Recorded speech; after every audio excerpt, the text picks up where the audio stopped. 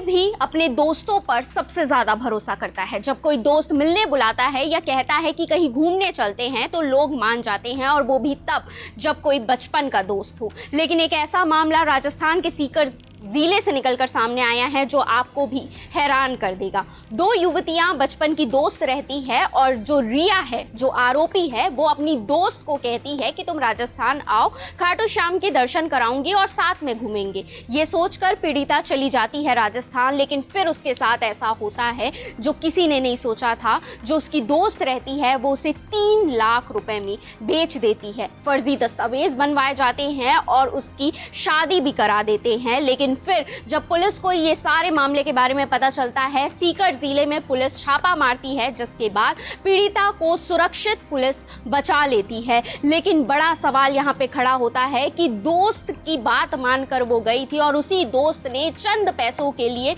अपनी दोस्ती तोड़ दी, अपने दोस्त को ही बेच दिया, जिसके बाद से रिया फरार है। लेकिन जो आरोपी है, जो उसका पति है, उसे पुलिस ने गिरफ्तार कर लिया है और अभी पुलिस जांच में जुटी हुई है, रिया को खोज रही है। इसके अलावा पता लगा रही है कि इसके पीछे कोई बड़ा रैकेट तो नहीं है। फिलहाल इस खबर को लेकर आप क्या कहेंगे, कमेंट में अपनी राय जरूर बताइएगा, और ऐसे ही अपडेट्स के लिए हमारे चैनल सीजी भास्कर को फॉलो एंड सब्सक्राइब जरूर करें।